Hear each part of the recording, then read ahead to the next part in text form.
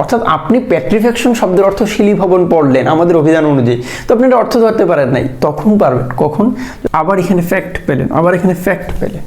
এ fact যখন আমি পাই তখন শব্দে কিভাবে কাজে লাগাবো চিন্তা করে দেখ। আমি যখন বলেছি the fact is that you aren't good in English vocabulary, তার মানে এই ফ্যাক্টটার অর্থ কি? তখন আপনি অর্থ করছেন ঘটনা। চিন্তা করে দেখেন, তার মানে এই ঘটনাটা কোন ধরনের ঘটনা? এখন এই ফ্যাক্ট থেকে আপনি শব্দ বানাইলেন যে ফ্যাক্টর। এখন এই ফ্যাক্টর অর্থ কি? আমাদের বাংলা একাডেমির অভিধানে এই ফ্যাক্টর শব্দটির অর্থ লিখেছে উৎপাদক, অর্থ লিখেছে গুণনীয়ক।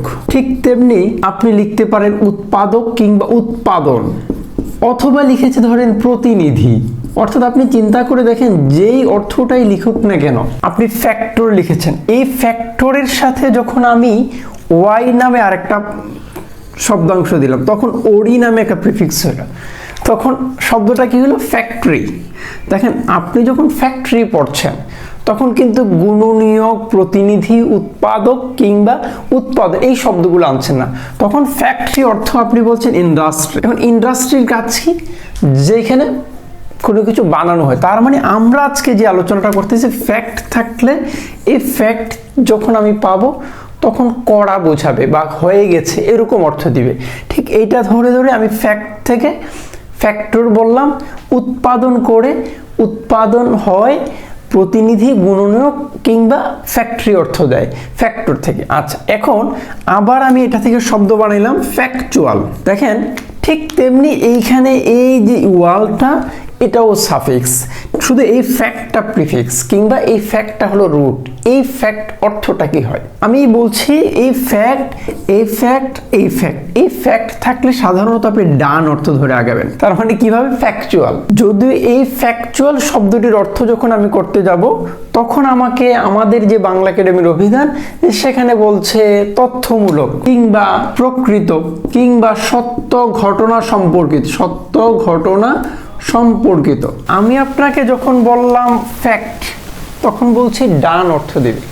তাইলে ম্যানুফ্যাক্ট থেকে ম্যানুফ্যাকচার, এই ম্যানু মানে কি? আমি একটা ভিডিওতে আপনাকে শুধু ম্যান নিয়ে কথা বলবো। ম্যান থাকলে হ্যান্ড অর্থ দেয়, হ্যান্ড মানে কি? হাত।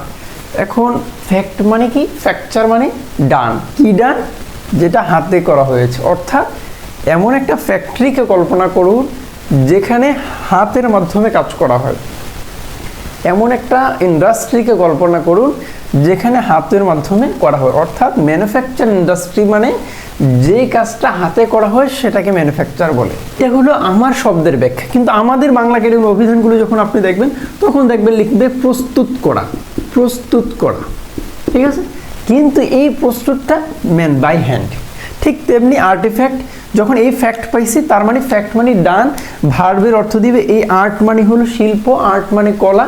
এখন আপনি ঢাকা বিশ্ববিদ্যালয়ের যে আর্টস ফ্যাকাল্টি সেটার দিকে তাকাইলে দেখবেন যেখানে শিল্পকলা পড়ানো হয়, যেখানে মানবীয় গুণাবলী সম্পর্কিত ব্যাপারগুলি, আর্টস যেই বৈচিত্র্যের যে ব্যাপারগুলি সেগুলি পড়ানো হয়, এইখান থেকে আর্টিফ্যাক্ট।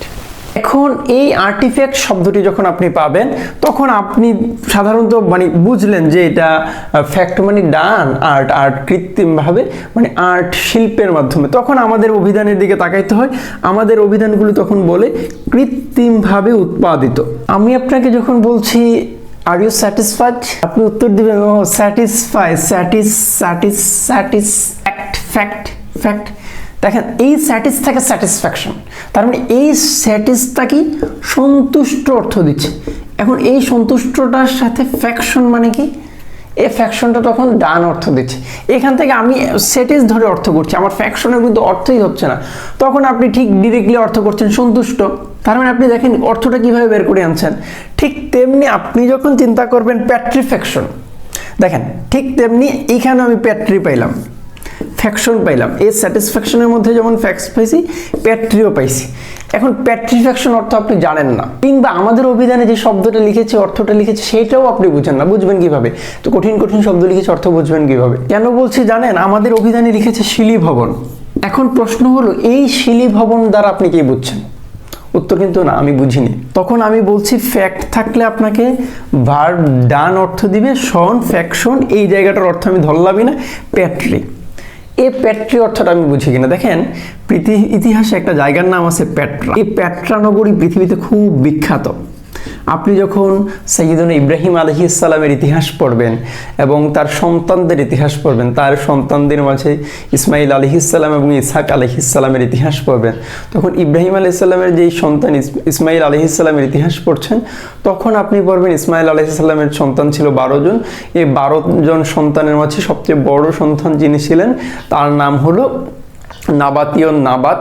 এই নাবাতীয়নরা পরবর্তী সময়ে এই যে উত্তর আরব তথা জর্ডান এইসব অঞ্চলে যেই সাম্রাজ্য গড়ে তোলে, যেই সাম্রাজ্য সভ্যতা গড়ে তোলে, সেই সভ্যতা ইতিহাসে পেট্রা সভ্যতা নামে পরিচিত। এই পেট্রা কেমন, এরা পাথর খোদাই করে করে বিল্ডিং করেছে। এই পাথর খোদাই করে করে বিল্ডিং করার কারণে এটাকে বলা হয়ে থাকে পেট্রা নগরী, এই জায়গাটা। এখন দেখেন আপনি এইখান থেকে মূলত এই পেট্রিফিকেশন, অর্থাৎ এই পেট্রিফিকেশন মানে কি, তখন আপনি পড়লেন বাংলায় আমাদের অভিধান বলছে পেট্রিফিকেশন, তার মানে এই পেট্রিফিকেশন শব্দটি আসছে পেট্রা থেকে। তার মানে যদিও শিলি ভবন লিখেছে, এই শিলি ভবন অর্থ আমি বুঝলাম না, কিন্তু আমি এটা বুঝলাম পেট্রিফিকেশন মানে হলো পেট্রা নগরী। পেট্রিফিকেশনের ফ্যাকশনটা ফ্যাক্ট থেকে এসেছে আর পেট্রিটা পেট্রা থেকে এসেছে, অর্থাৎ যেই জায়গাটিকে, যে অবস্থানটিকে আপনি খুদাই করে, পাথরে খুদাই করে কিংবা পাথরের মাধ্যমে কোনো কিছু তৈরি করবেন, তখন এটাকে বলে পেট্রিফিকেশন।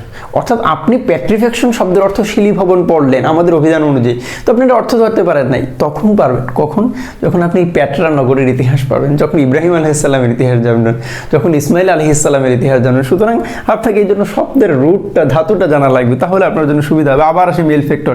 এই মেল থাকলে মূলত খারাপ অর্থ দেয়, আর ফ্যাক্টর তো মানে ফ্যাক্টর যেটা কাজের না, তার মানে ডান অর্থ দিবে। এবং উ আর থাকলে যে করে তাকে বোঝায়, মেল ফ্যাক্টর তখন কি অর্থ দেয়, খারাপ কোনো কিছু যে করে তাকে বোঝাবে। তখন আমাদের অভিধানের দিকে তাকাইতে হয়, তখন আমাদের অভিধান লিখে অপরাধী, আমাদের অভিধান লিখে মন্দ কাজে নিয়োজিত ব্যক্তি। ঠিক তেমনি এইভাবে ধরে ধরে আগাইতে হবে। এবার আসি বেনি। বেনি দেখেন ফ্যাক্টর, উ আর থাকলে উপকার, ফ্যাক্টর যে করে, এখন এই বেনি থাকলে উপকার অর্থ দেয়।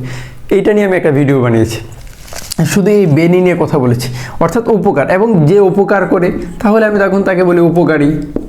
এভাবে ধরে ধরে আপনি আগে শুধু ফ্যাক্টরির দিকে তাকাবেন না, বেনি, মেল, পেট্রিস, স্যাটিস এগুলোর দিকে তাকান। আমি এখানে আবার দুইটা শব্দ লিখেছি, একটা হলো পিউট্রিফিকেশন আর একটা হলো স্টুপেফিকেশন।